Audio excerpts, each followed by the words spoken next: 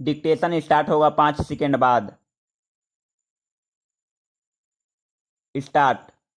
आदरणीय सभापति महोदय, जो बिल मंत्री जी की तरफ से बाल विवाह रोकने के संबंध में पेश किया गया है, मैं उसका समर्थन करता हूं। मंत्री महोदय ने इस बिल को पेश करते समय देश की जनसंख्या की समस्या की तरफ भी ध्यान आकर्षित किया है। मेरा कहना है कि हमारे देश में बाल विवाह को एक अपराध घोषित करना चाहिए और रेडियो और अखबार के माध्यम से इस देश की 60 करोड़ जनता के मन में और उसके बीच में इन साधनों से यह बतलाना चाहिए कि बाल विवाह करेंगे तो उन्हें सजा दी जाएगी। लेकिन दुर्भाग्य है कि इस देश की सरकार देश की समस्याओं के मसले पर विचार न करके अपने रेडियो और अखबार का इस्तेमाल केवल राजनीति के उद्देश्य से कर रही है। Paragraph change. उपसभापति जी, इस कानून को लाने के पहले भी सरकार का उद्देश्य यह रहा कि हमारे देश में जनसंख्या की जो बाढ़ आ रही है उस पर नियंत्रण कैसे किया जाए और यह हिंदुस्तान के लिए एक बहुत बड़ी समस्या है। आप जानते हैं, जब हम लोग इकट्ठे थे, यानी हिंदुस्तान, बांग्लादेश और पाकिस्तान, और हम तीनों की आज़ादी की लड़ाई लड़ रहे थे, उस समय हिंदुस्तान की आबादी 40 करोड़ थी। अब कुल आबादी केवल हिंदुस्तान की 62 करोड़ है, बांग्लादेश की 12 करोड़ है और पाकिस्तान की 10 करोड़ है, यानी 80 करोड़ हिंदुस्तान की आबादी हो चुकी है। हम अपने देश में जो भी विकास कर रहे हैं, इस हमारे विकास के शिशु को बढ़ती हुई जनसंख्या के राक्षस ने एकदम डस लिया है और हमारे विकास के नवजात शिशु को इस बढ़ती हुई जनसंख्या के राक्षस ने दबोच लिया है। इसलिए पिछली सरकार ने परिवार नियोजन के लिए एक युद्ध स्तर पर काम शुरू किया था, लेकिन हुआ क्या? पिछले साल 70 लाख परिवार नियोजन हुए, लेकिन वर्तमान जनता सरकार ने इस एक वर्ष में 2 लाख भी परिवार नियोजन नहीं किए।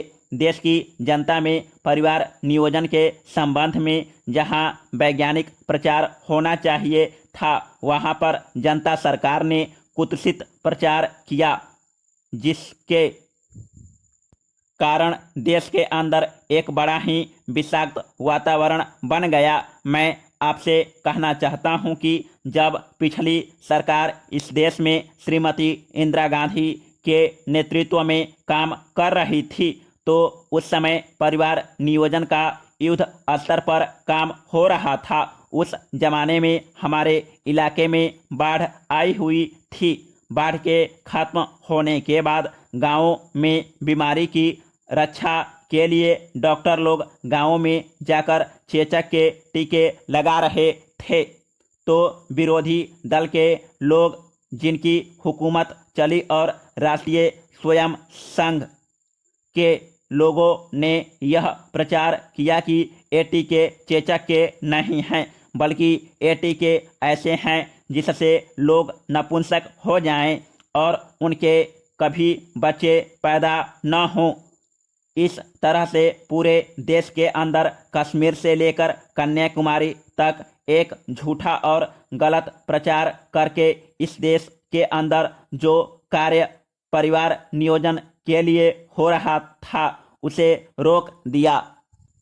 महोदय, मैं एक चीज़ आपकी नज़र में लाना चाहता हूं कि माननीय मंत्री जी स्वतंत्रता संग्रामी रहे हैं। मैं 14 साल की उम्र में विद्यार्थी था जब महात्मा गांधी और सारे देश के दूसरे नेताओं को गिरफ्तार किया गया। अंग्रेजी राज में हम कुछ जानते नहीं थे, इतना मालूम था कि गांधी जी को गिरफ्तार किया गया है। हमको किसी ने नहीं बताया कि हड़ताल या इसके खिलाफ कोई आंदोलन करना चाहिए। दिल में कुछ ऐसा पैदा हुआ कि इसके खिलाफ आवाज़ उठानी चाहिए। आवाज़ उठाई, जितने विद्यार्थी थे बाहर निकल आए, आंदोलन चलाया, हम जेल गए, विद्यार्थी जीवन में ही हम बाहर आ गए थे। हमें मालूम नहीं था कि क्या कानून है और क्या कर सकते हैं। चर्चा करने से पता चला कि इस प्रकार का एक कानून है। ऐसे ही कानून को हमारे खिलाफ इस्तेमाल किया गया। हमारे जो भी बंधु मित्र थे हमको पत्र लिखा करते थे या हम उनको पत्र लिखा करते थे, उनके पत्र न हमको मिले और न हमारे उनको मिले। जब हम बाहर आए और पूछा कि हमने जो पत्र लिखे थे आपने उनका जवाब क्यों नहीं दिया, तो कहने लगे कि हमको आपके पत्र नहीं मिले। हमने कहा कि हमें भी तुम्हारे पत्र नहीं मिले। इसका मतलब है कि इस कानून का उस वक्त भी इस्तेमाल किया गया था। हमें इस चीज़ को देखना है कि अंग्रेज हो या निजाम की सरकार हो, सब एक ही हैं। वे अपने फायदे के लिए इस कानून का इस्तेमाल करते थे। हो सकता है कि आप अच्छे आदमी हों, इसका इस्तेमाल नहीं करते हों, इसकी जगह पर कोई दूसरा नेता आ जाए और वह खराब आदमी हो तो वह अपनी सत्ता को किसी तरीके से छोड़ना नहीं चाहेगा, उसको कायम रखना चाहेगा और इसलिए वह इसका इस्तेमाल करेगा। लोगों की जो रहस्यमय चीज़ें हैं आपस की, परिवार की, संगे संबंधियों की, इसके जरिए उन सबको देखा जा सकता है। हम चाहते हैं कि यह चीज़ खत्म होनी चाहिए। मैं यह नहीं कहता कि मंत्री जी इससे सहमत नहीं हैं, सहमत जरूर हैं। हो सकता है कि उनकी भी कुछ मजबूरियां हों। क्या मजबूरियां हैं सिर्फ वे ही जानते हैं। Paragraph change.